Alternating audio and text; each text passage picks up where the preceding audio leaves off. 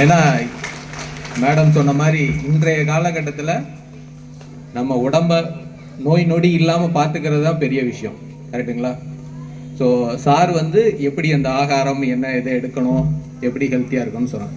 என்னோட இந்த உரை வந்து எப்படி இருக்குன்னா, வயிற்றுக்கு எப்படி நம்ம கொடுக்குறோமோ உணவு, அந்த மாதிரி நம்மளோட மூளைக்கு என்ன கொடுக்கலாம் அப்படிங்கிற மாதிரி இருக்கும். இது வந்து என்னோட பர்சனல் எக்ஸ்பீரியன்ஸ் தான். ஏன்னா நான் ஒரு கிராமத்தில் இருந்து விவசாய பின்னணியிலேருந்து வந்தவன் தான். ஸோ தமிழ் மீடியம் தான் 12வது வரலையும். அதுக்கப்புறம் காலேஜ் ஆஃப் இன்ஜினியரிங் இந்தியா அண்ணா யூனிவர்சிட்டியில் மெக்கானிக்கல் இன்ஜினியரிங். ஒவ்வொரு விஷயமே வந்து ஒரு டேர்னிங் பாயிண்ட் மாதிரி. அப்போ என்னென்னா, ஏதோ ஒரு நம்மளோட பர்சனலாக நிறைய விஷயம் சேஞ்ச் பண்ணும்போது ஆட்டோமேட்டிக்காக எல்லாமே நடக்குது. நம்ம ஒரு இதுக்கு டிசர்வ் ஆகும்போது அது ஆட்டோமேட்டிக்காக நடக்குது. ஓகேங்களா? ஸோ இங்கே வந்திருக்க எல்லாருமே நீங்கள் தான் பெஸ்ட்டு. ஓகேவா? ஃபஸ்ட்டு நம்ம அந்த இதுலேருந்து தோணும். எல்லாருமே என்னென்னா, நீங்கள் தான் பெஸ்ட்டு. உங்களோட பெஸ்ட் இந்த உலகத்தில் யாருமே கிடையாது. கரெக்டாக? எல்லாரும் இந்நாட்டு மன்னர்கள். கரெக்டாக?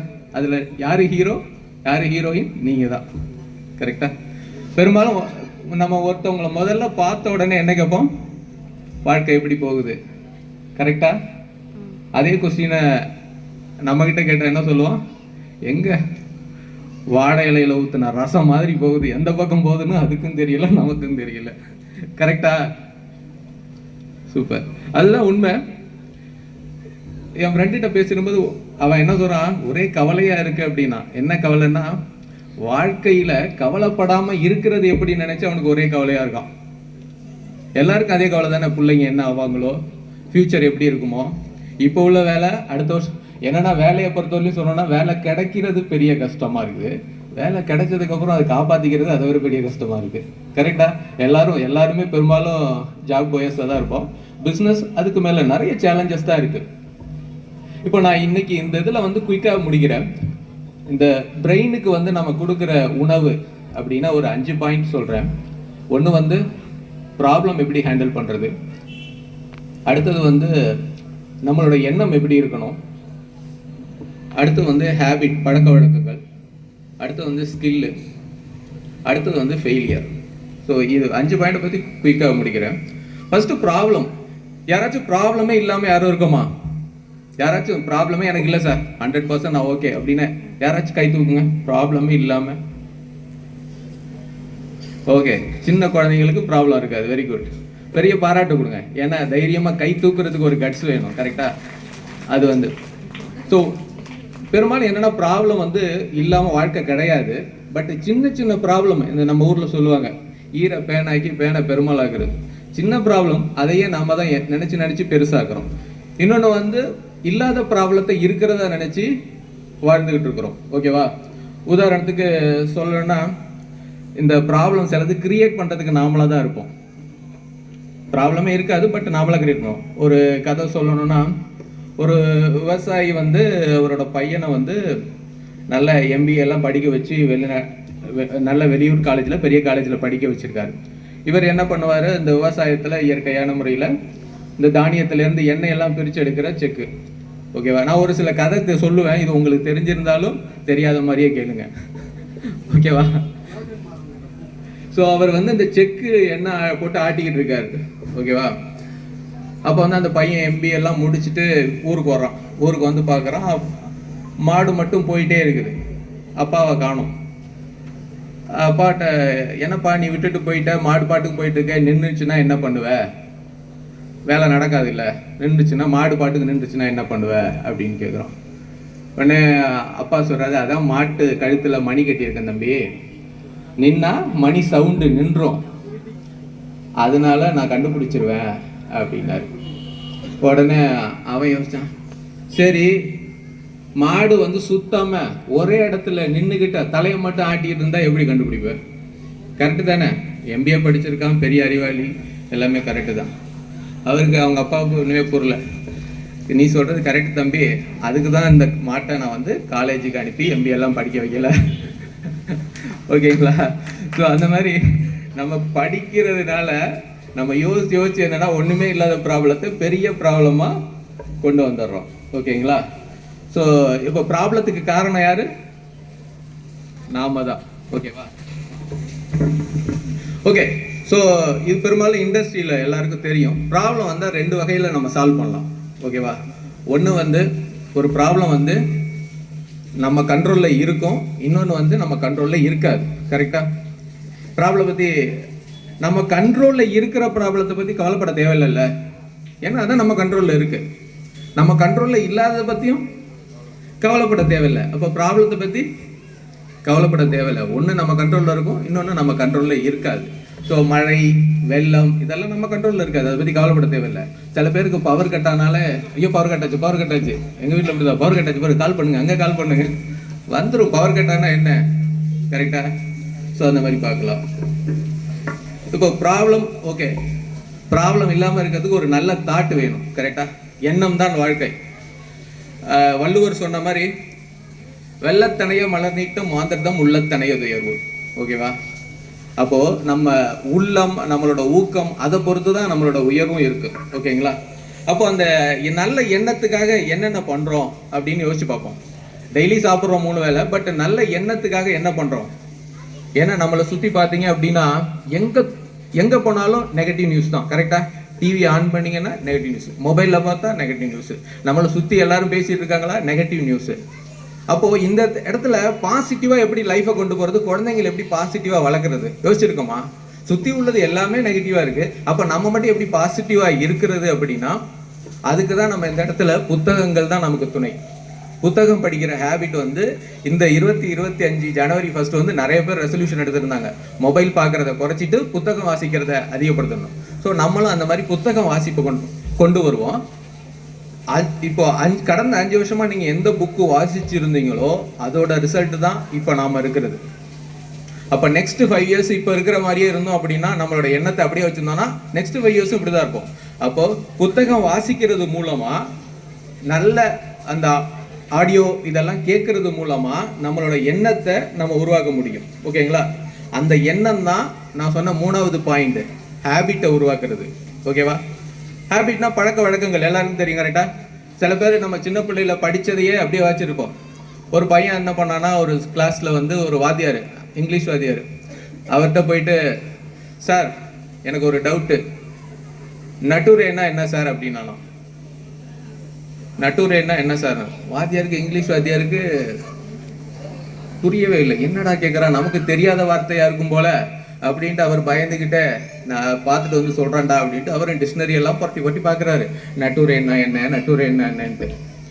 அப்புறமா அவன்கிட்ட வந்து சரி ஒத்துக்கிட்டு, இல்லைடா நான் கண்டுபிடிக்க முடியல, நீ என்ன பண்ணு, எனக்கு அந்த ஸ்பெல்லிங்கை மட்டும் சொல்லு அப்படின்றார். அவன் NATURE சார் அப்படின்னாலும். ஸோ நேச்சரை தான் அவன் நட்டுரேன்றான். அவருக்கு கடுப்பாயிட்டு, ஏண்டா இவ்வளோ நாள் இங்கிலீஷ் ஒருத்தர இந்த இது கூட கற்றுக்காமல் இருக்கிறியா அப்படின்னா, சரி இன்னமே நீ வேலை பண்ண உங்கள் பேரண்ட்ஸை கூட்டுவேன் சார், அப்படி எதுவும் பண்ணிடாதீங்க சார், எனக்கு ஃபுட்டுரே போயிடும் அப்படின்னா. ஸோ இதெல்லாம் வந்து ஒரு சில பழக்க வழக்கம், நம்ம பேசுறது என்ன பேசுகிறோம் எப்படின்ட்டு. சிலது வந்து நம்மளை சுற்றி உள்ள மீடியா தான் இந்த நம்மளை வந்து பெரிய பிரச்சனைக்கு உண்டாகும். உதாரணத்துக்கு இந்த வெள்ளம் வருதுன்ட்டு சென்னை மிதக்குமா அப்படிம்பாங்க. கரெக்டாக? சின்ன விஷயம் தான், பட் சென்னை மிதக்குமா அப்படின்னு கேட்பாங்க. சாதாரண மனிதனின் அசாதாரண பிரச்சனை, இதுதான் டைட்டில். ஆனால் அவங்க சாதாரண மனிதனின் அசாதாரண பிரச்சனைகள் அப்படின்னு கேட்கும் போதே நமக்கு பிரச்சனை வர்ற மாதிரி இருக்கும். கரெக்டாக? நம்ம இந்த டப்பிங் படத்தில் யோ சின்ன மனுஷனோட பெரிய பிரச்சனையா அப்படின்னு சாதாரணமாக சொல்லலாம். இந்த மாதிரி சவுண்டு கொடுத்து சொல்லும்போது அது பெரிய பிரச்சனையாக இருக்கும். நம்மளோட 3வது இதில் வந்து பார்த்தீங்க அப்படின்னா, ஃபர்ஸ்ட் வந்து ப்ராப்ளம், அடுத்தது வந்து என்ன பார்த்தோம், தாட்ஸ், அடுத்தது வந்து ஹேபிட்ஸு. ஓகேவா? இந்த ஹேபிட்ஸில் ஒரு சாதாரண மனுஷனோட பெரிய பிரச்சனை அப்படின்னா என்னை பொறுத்தவரையிலையும் நான் நினைக்கிறது வந்து, உங்களுக்கு இருக்கான்னு சொல்லுங்கள், இருந்துச்சுன்னா தலையா இப்படி ஆட்டுங்க. ஓகேவா? காலையில் எழுந்தி இருக்கிறது. கரெக்டாக இல்லையா?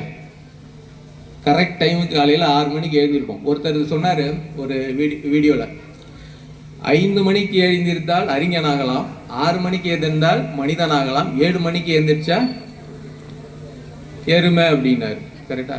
இதை கேட்டோன்னே எனக்கு கோவம் வந்துருச்சு. நான் என்ன பண்ணேன், சரி 5 மணிக்கு எழுந்திருப்போம் அப்படின்ட்டு 5 மணிக்கு அலாம் கிளாக் வச்சேன். சரி ஒரு சந்தேகம், 5:30 ஒரு அதுலேயும் வச்சேன், 5:45 வச்சேன், 6 மணிக்கு வச்சேன். அடுத்த நாள் அடிச்சது கரெக்டாக 8 மணிக்கு எழுந்திரிச்சிட்டேன். அது 8 மணிக்கு பையன் வந்து ஸ்கூலுக்கு போகணும் அப்படின்ட்டு ஏதோ நான் ஸ்கூலுக்கு போகிற மாதிரி எழுப்பி விட்டான். அப்பா ஸ்கூல் போகணும் அப்படின்ட்டு 7:45 எழுப்பி விட்டான். ஸோ அப்புறமா என்ன காரணம் அப்படின்னா, இந்த பழக்க வழக்கத்தை மாற்றுறதுக்கு ஏன் நாம் பண்ணணும், ஒய் அப்படிங்கிற கொஸ்டின் கேட்டோம் அப்படின்னாலே நமக்கு தெரியும். ஏன் நான் ஏந்திரிக்கணும்? இப்போ உங்களுக்கு ஏந்திரிக்க முடியல, ஏதோ பழக்க வழக்கம் மாற்ற முடியல, ஏன் மாற்றணும், ஒய் அப்படின்னு கேளுங்க. குழந்தைங்க ஏதாச்சும் பண்ணுதா, ஏன் அது பண்ணணும், ஒய் அப்படிங்கிற கேளுங்க. காரணம் தெரிஞ்சாதான் அதை பண்ணுறதுக்கு நமக்கு நல்லா இருக்கும். காரணமே தெரியாமல் பெரும்பாலும் இந்த வேலையெல்லாம் செஞ்சுட்டு இருப்பாங்களே, நீங்கள் என்ன கட்டுறீங்க அப்படின்னு கேட்கும்போது அவங்க வந்து அழகான மாளிகை கட்டுறேன் அப்படின்னா தான் அவங்களுக்கு அந்த வேலை இன்ட்ரெஸ்ட்டாக இருக்கும். இல்லைங்க நான் சும்மா ஏதோ பண்ணிட்டு இருக்கேன் அப்படின்னு. அப்போ காரணம் என்ன அப்படின்னா, நம்ம என்ன பண்ண போகிறோம், எதுக்காக ஏந்திரிக்கணும் அப்படிங்கிற காரணம் சரியாக இருந்துச்சுன்னா நல்லா இருக்கும். இல்லை அப்படின்னா இந்த மாதிரி மல்டிபிள் அலாரம் வச்சு அதை ஸ்னூஸ் பட்டன் நம்பிக்கிட்டு படுத்து தூங்க தான் வேணும். கரெக்டுங்களா? இன்னொரு ரெண்டாவது ஒரு பெரிய ப்ராப்ளம், அதாவது ஹேபிட்டில் ஒரு பெரிய இது என்ன அப்படின்னா, காலையில் ஏந்திரிக்கிறது ஒரு ப்ராப்ளம். இன்னொன்று வந்து வேலையை தள்ளி போடுறது, நாளைக்கு பண்ணிக்கலாம். எங்கள் வாத்தியார் ஒருத்தர் சொல்லுவார், நாளை என்றால் இல்லை என்று பொருள். கரெக்டா? அப்போ குழந்தைங்க ஏதாச்சும் ஹோம்ஒர்க் கொடுத்தா என்ன சொல்லணும்னா, அப்புறம் பண்ணுறேங்கோ. அப்போ என்ன பண்ணணும் அப்படின்னா, இப்போ எந்த வேலை எடுத்தாலும் பெரும்பாலும் இந்த பிஸ்னஸில் உள்ளவங்க, மார்க்கெட்டிங்கில் உள்ளவங்க ஒரு கால் பண்ணணும்னு நினச்சா உடனே டக்குன்னு கால் பண்ணிடுவாங்க. ஓகேங்களா? ஸோ இதுக்கு என்ன காரணம் அப்படின்னா, எக்ஸ்கியூசஸ் தான். இதெல்லாம் ஒரு கைண்ட் ஆஃப் எக்ஸ்கியூசஸ். நாளைக்கு நான் பண்ணுறேன், எனக்கு டைம் சரியாகட்டும் பண்ணுறேன். இப்போ ஒருவேளை அவர் கால் பண்ணணும்னு யாருக்காச்சும் தான் அவர் தூங்கிட்டு இருப்பார். அவர் தூங்கிட்டு இருந்தால் எடுக்க மாட்டார், நம்ம ட்ரை பண்ணணும். ஓகேங்களா?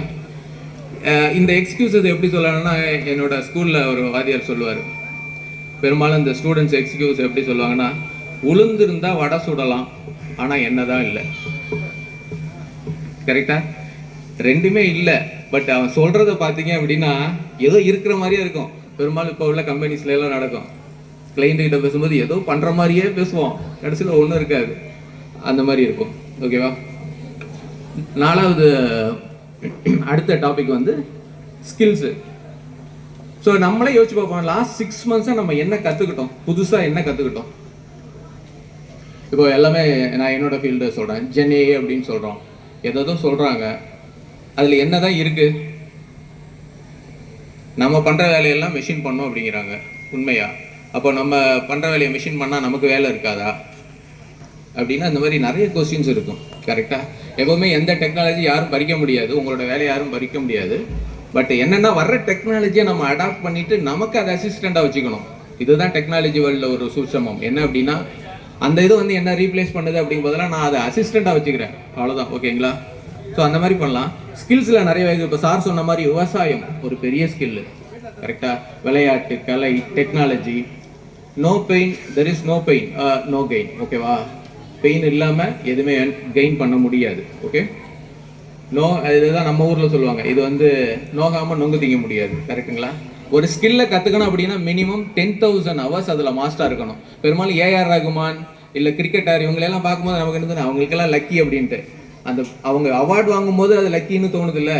பட் அதுக்கு பின்னாடி அவங்க 10,000 hours அந்த ஸ்கில்லை டெவலப் பண்ணியிருக்காங்க. இப்போ நீங்கள் ஒரு இது டெவலப் பண்ணுறோம் அப்படின்னா ஒரு 10,000 hours அந்த ஸ்கில்லுக்காக டெடிகேட் பண்ணாதான் நாம் அதில் சக்ஸஸ் பண்ண முடியும், அதில் மாஸ்டர் ஆக முடியும்.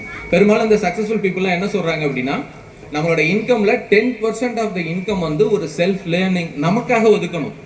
நமக்காக அப்படின்னா ஒரு பர்சனாலிட்டிக்கு, ஒரு லீடர்ஷிப் ஸ்கில்லுக்கு நம்ம 10% ஆஃப் இன்கம்.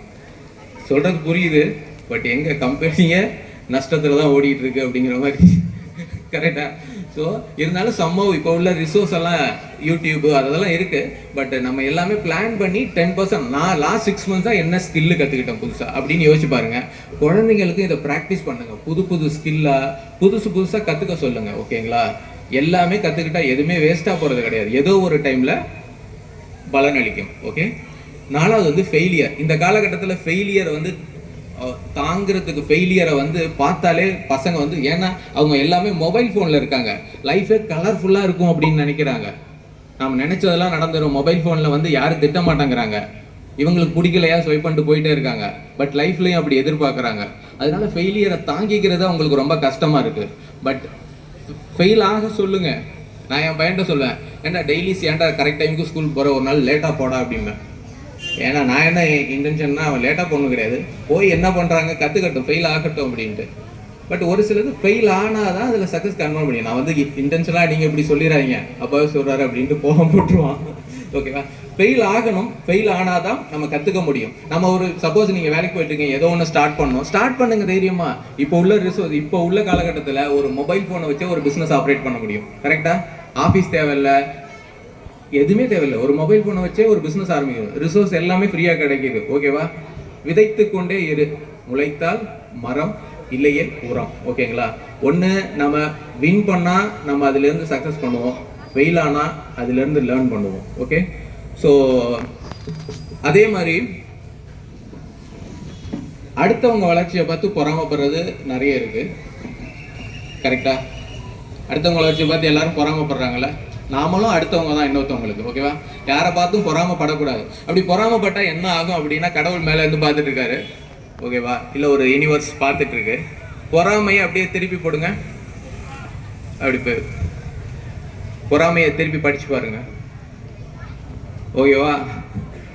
ஸோ அதனால பொறாமை அந்த மாதிரி படக்கூடாது. ஒரு வீட்டில் வந்து ஒரு கொள்ளையங்க பூந்துட்டாங்களாம். ஒரு கப்புல வந்து கட்டி போட்டுட்டு அந்த அம்மாட்ட, அம்மா நகையெல்லாம் எங்கே இருக்கு அப்படின்னு சொல்லுங்களாம். அந்த அம்மாவுக்கு என்னன்னா, நம்ம வீட்டில் மட்டும் கொள்ளை அடிக்கிறானே அவன், எய்த்த வீட்டில் கொள்ளை அடிக்கலான்ட்டு கூப்பிட்டு, அந்த எய்த்த வீட்டுக்காரி வந்து என்னோட நிறைய நகையெல்லாம் வச்சிருக்கிறா, அந்த வீட்டு அடப்போமா அந்த அம்மா சொல்லி தான் நானே இங்கே வந்தேன் அப்படின்ட்டு போயிட்டோமா. ஓகேங்களா? ஸோ ஆல்வேஸ் என்ன அப்படின்னா, ஒரு ஏதாச்சும் முயற்சி பண்ணிகிட்டே இருங்க. ஓகேவா? குழந்தைங்களுக்கு சொல்லிக் கொடுங்க. இது எதுவுமே அட்வைஸ் கிடையாது, நான் பண்ணுறதா சொல்கிறேன். ஏதாச்சும் ஒன்று நிறைய புதுசாக சொல்லிக் கொடுங்க. ஒரு இன்கம் சோர்ஸ் ஜாப் மட்டும் இல்லாமல் அடிஷ்னலாக வேறு ஏதாச்சும் பண்ணணும் அப்படின்ட்டு முயற்சி பண்ணிகிட்டே இருங்க. இப்போ உள்ள காலகட்டத்தில் எல்லாமே ஈஸி. ஓகேவா? முயற்சி எடுங்க. தெய்வத்தால் ஆகாதது எனினும் முயற்சி தான் மெய்வருத்த கூலி தரும். ஓகேங்களா? ஊர் வந்து 1000 சொல்லிக்கிட்டே இருக்கும். வாழ்ந்தாலும் ஏசும், வீழ்ந்தாலும் ஏசும். ஓகேங்களா? ஒரு கழுதையில் வந்து ஒரு கழுதையை பிடிச்சிட்டு ஒரு அப்பாவும் பையனும் போயிட்டு இருந்தான். அந்த வழியில் ஒருத்தர் வழி போகிறவர், எப்பா ஒரு கழுதை 2 பேர் பிடிச்சிட்டு போறீங்களா, ஒரு ஆள் ஏறி போகலான்னுட்டு. சரி, பையனை தூக்கி அதில் உட்கார வச்சு அழைச்சிட்டு போனார். இன்னும் கொஞ்சம் தூரம் போனோன்னே, எப்பா அவன் சின்ன பையன், நீ பெரிய ஆளாக இருக்க, நீ ஏறி உட்காந்துக்கலாம்ல அப்படின்னு இன்னொருத்தர் சொன்னான். சரின்ட்டு அப்படி மாற்றி விட்டாரு. அப்புறம் எப்பா கழுதை தானே, அது 2 பேரையும் சுமக்கும்ல அப்படின்னு இன்னொருத்தர் வந்து சொன்னார். 2 பேரும் ஏறி உட்காந்தாங்க. இன்னும் கொஞ்சம் தூரம் போனோன்னே, எப்பா அறிவு இருக்கா, அது வாயில்லா ஜீவன் தானே, 2 பேரும் ஏறி உட்காந்துருக்குங்க அப்படின்னு 2 பேரும் இறங்கி விட்டு கழுதையை திரும்ப பிடிச்சி போனாங்களாம். ஓகேங்களா? ஸோ இந்த மாதிரி எது பண்ணாலும் சொல்லிக்கிட்டு தான் இருப்பாங்க. கரெக்டாக? ஸோ அதை பற்றி கவலைப்படாதீங்க. 2025 வந்துருச்சு. 5 நாள் தான் ஆகியிருக்கு. இன்னும் 360 டேஸ் இருக்குது.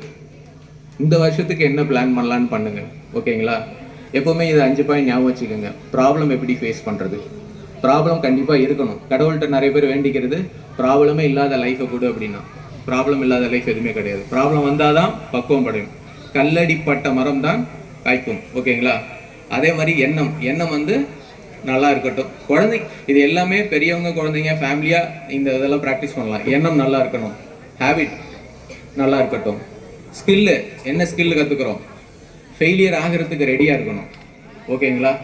ஸோ இதையெல்லாம் கலந்து பண்ணும்போது சக்ஸஸ் வந்து தானாக அமையும். ஓகேங்களா? சரி, ஓகே. இதுவரையிலையும் இந்த வாய்ப்பை கொடுத்த சார், மேடம் அவங்களுக்கு ரொம்ப நன்றி. உங்களோட என்னோட எக்ஸ்பீரியன்ஸ், பர்சனல் எக்ஸ்பீரியன்ஸ் தான் ஷேர் பண்ணிக்கிட்டேன். ஸோ மென்மேலும் வளர வாழ்த்துக்கள். நன்றி.